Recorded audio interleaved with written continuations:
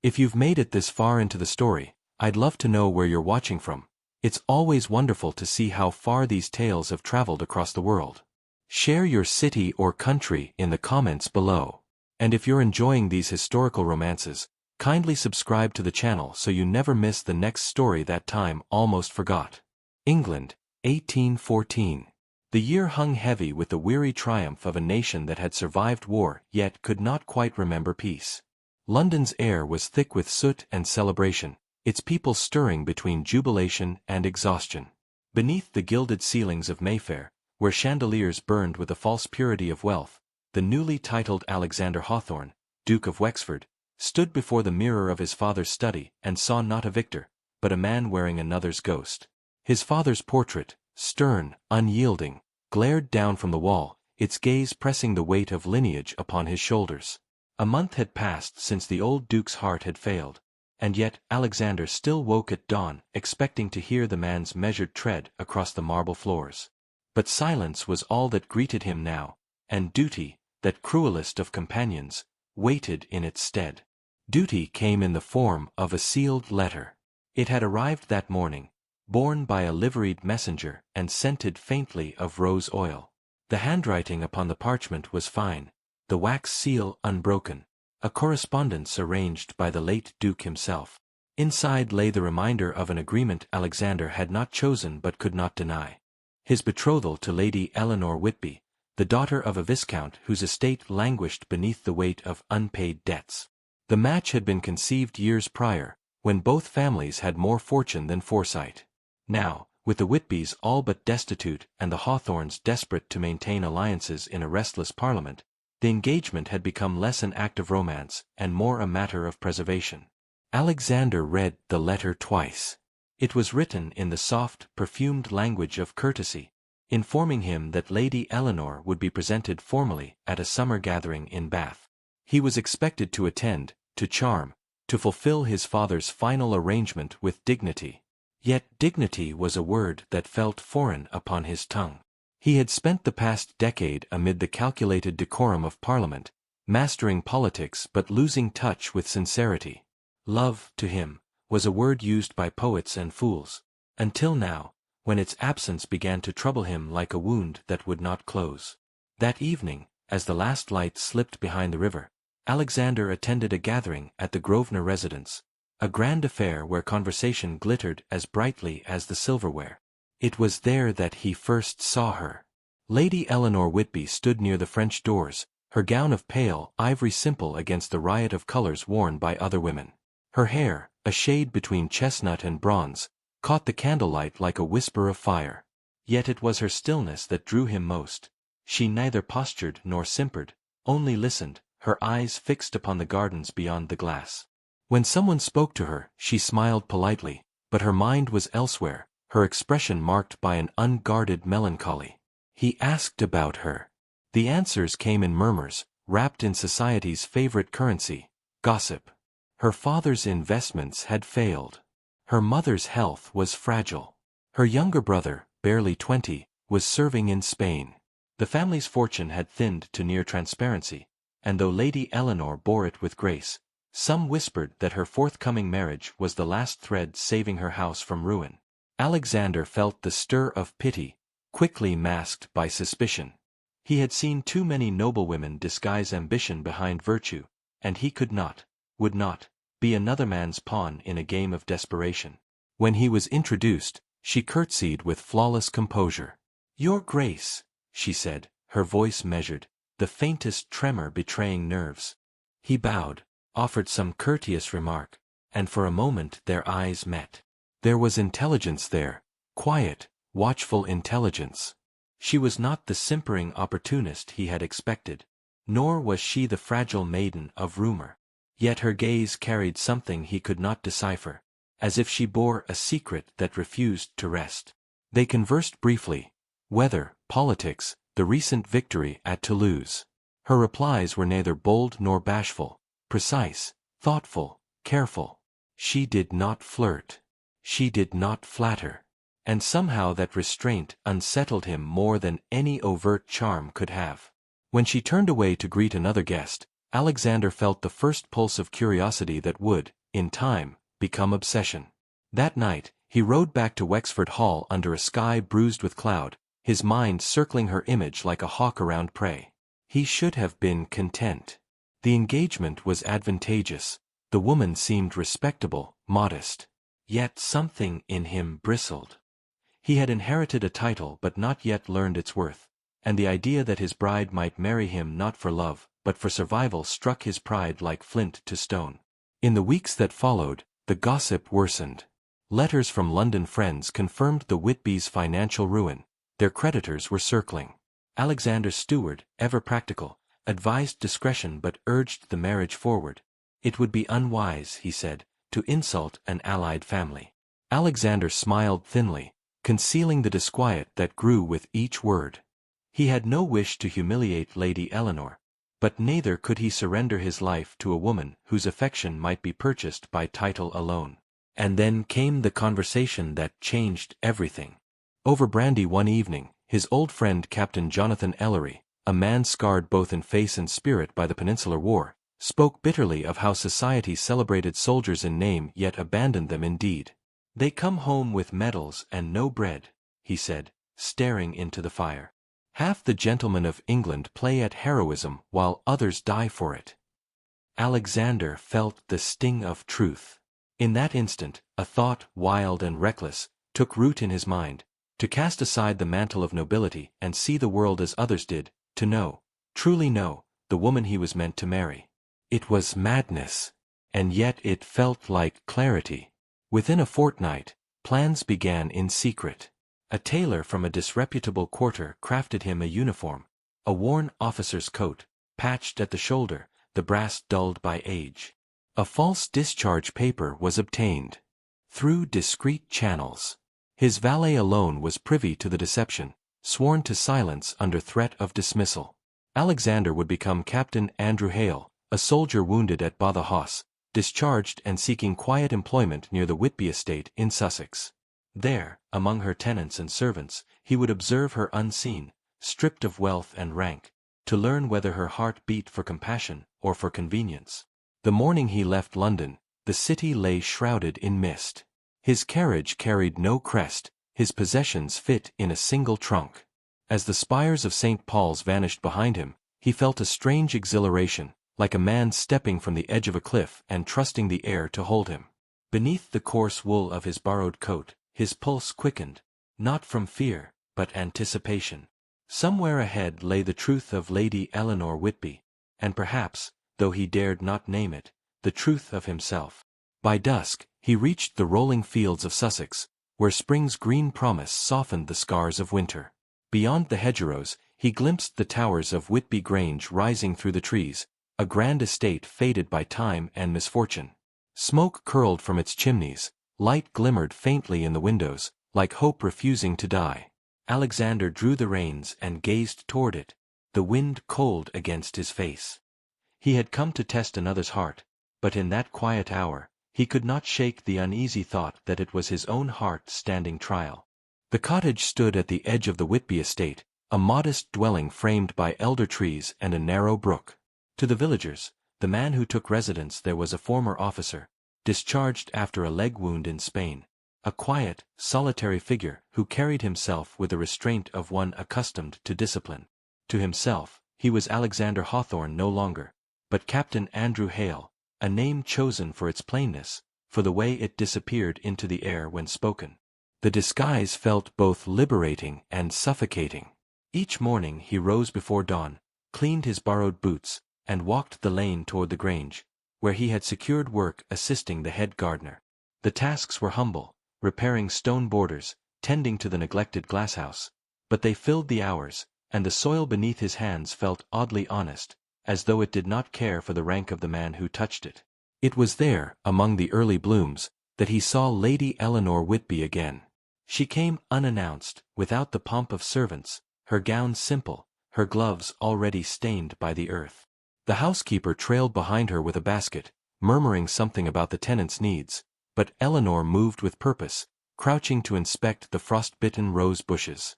When she looked up and found him watching, she smiled, a quick, polite curve of the lips, nothing more. "You must be the new groundsman," she said, her tone kind but distant. "Captain Hale, is it? The housekeeper speaks well of your diligence." He bowed slightly, affecting the stiffness of a soldier unaccustomed to ladies' company. "Aye, my lady. The ground takes patience, but it yields, given care." She regarded him for a moment, something thoughtful passing behind her eyes. "As do people," she murmured and turned away. In the days that followed, he observed her from afar, studying the pattern of her hours. She spent her mornings in correspondence, her afternoons among the tenants. More than once, he followed discreetly as she visited the cottages on the estate, bearing parcels of food, medicine, and, on one occasion, her own cloak to wrap around a fevered child. No servants accompanied her save a single maid who carried the supplies. To the villagers, she was not the aloof aristocrat London painted her to be, but a quiet benefactor who asked for no praise.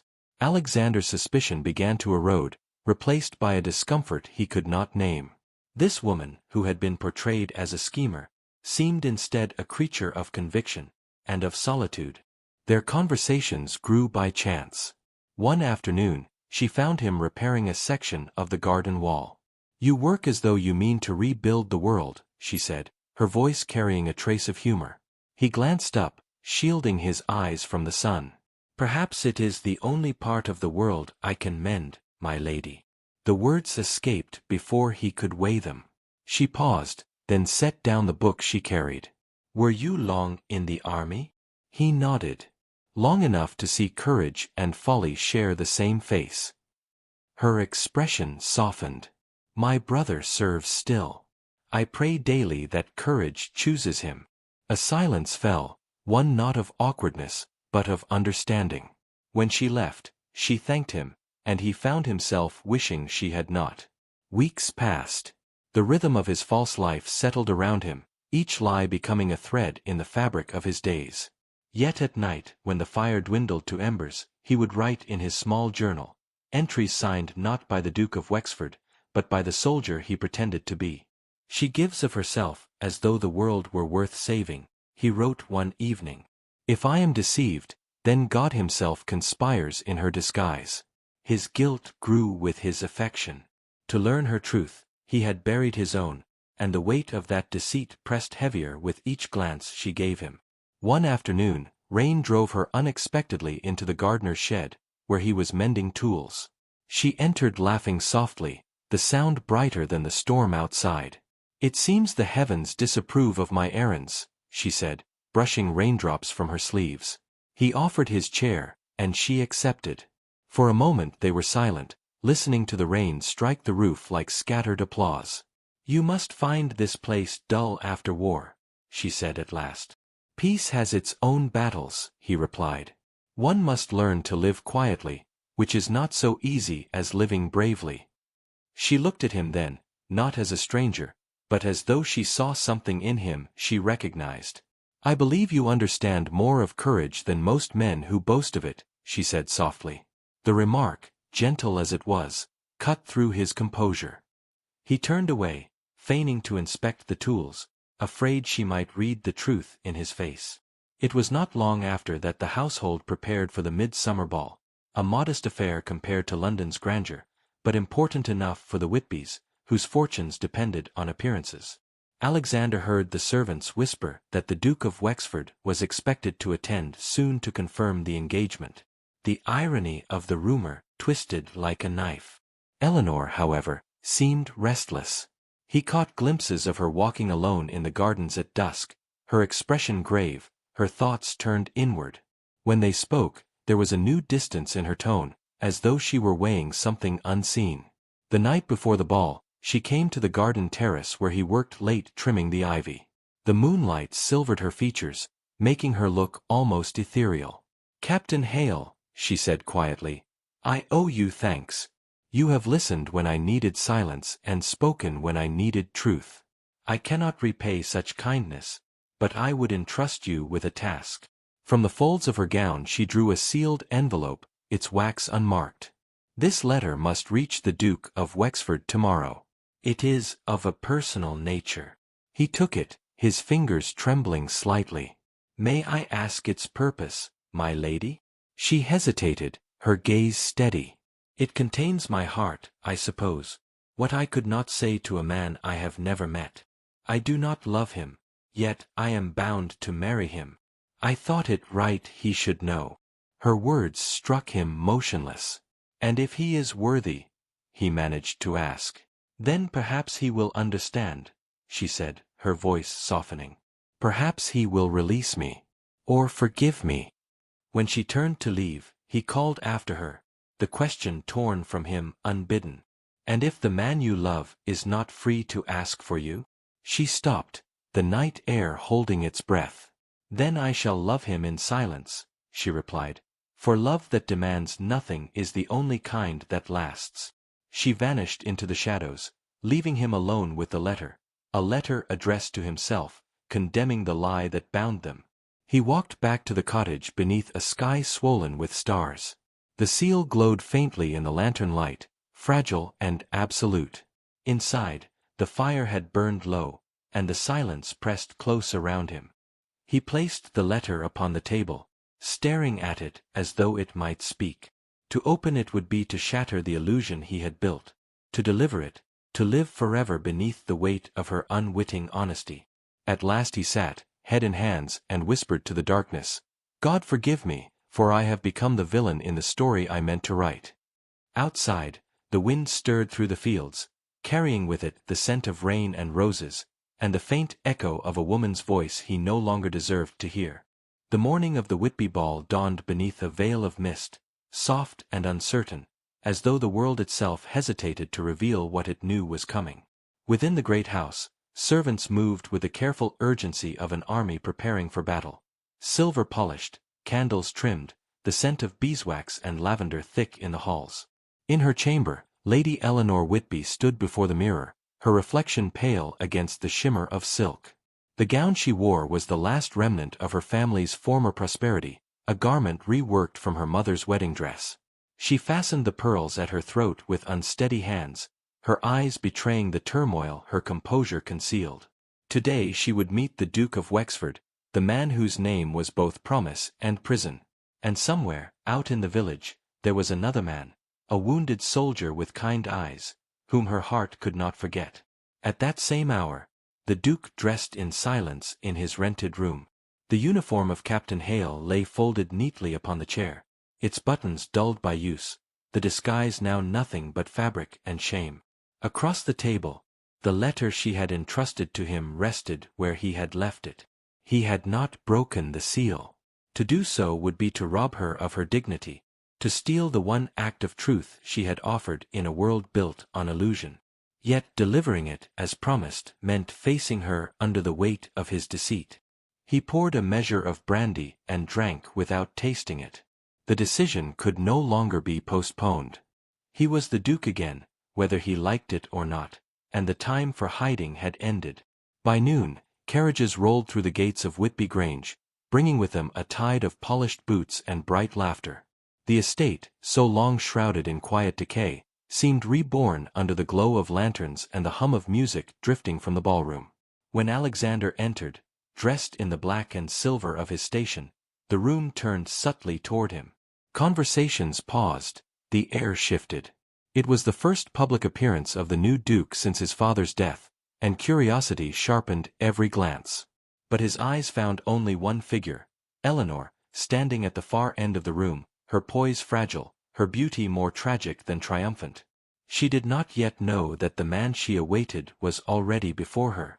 The introductions were formal, spoken by the Viscount with rehearsed dignity. "My daughter, Lady Eleanor," he said, gesturing with pride that trembled slightly at the edges. Alexander bowed. She curtsied, her eyes lifting to meet his, and in that instant, the room seemed to fade. Recognition flickered across her face, disbelief first, then horror. The wineglass in her hand quivered but did not fall. The orchestra's melody blurred into silence. "Captain Hale," she whispered, her voice scarcely audible. His reply was quiet, but firm. "No, my lady. The Duke of Wexford, at your service." The crowd, oblivious to the storm between them, resumed its polite chatter, and the Viscount, mistaking her pallor for shyness, urged them toward the dance floor. She allowed him to lead her through the first figures of a waltz, her body moving as custom demanded, her mind reeling. When at last the dance ended, she withdrew her hand and turned sharply toward the terrace. He followed. Outside, the night was cold and absolute, the moon bright upon the garden paths he had once tended in disguise. "You deceived me," she said, her voice low but trembling with fury. "You wore the pain of others as a costume. You made me confide in a ghost." He took a step closer, but she retreated, her gown brushing the marble balustrade. "I wanted the truth," he answered. "I had to know if your kindness was real or rehearsed." She laughed bitterly. "And you found your answer? Did the lady pass her master's examination?" The words struck him like a blow. He could offer no defense. "Eleanor," he began, but she raised a hand. "No. You do not have the right to speak my name. You speak of truth while living a lie. You have turned affection into mockery." Her anger, though quiet, was devastating. He felt the weight of his choices press down like iron. "I never meant to wound you," he said. "Every hour I spent in that garden, I became less certain of the man I was pretending to be, and more ashamed of the one I was." Her eyes softened for a heartbeat, but pride swiftly reclaimed them. "You wished to test my heart," she said. "Now you know its measure. It is not for sale, not even to a duke." She turned, leaving him alone beneath the cold gaze of the stars. The following morning, the Whitby carriage departed for London. Rumor carried swiftly through the county. The engagement, though not publicly broken, was left in limbo. Alexander remained in Sussex, refusing both visitors and comfort. The days passed in a haze of remorse. The fields he had once admired now seemed barren. The cottage where he had written his false confessions stood abandoned. At night, he read her letter again and again without breaking the seal, as if its silence might somehow absolve him.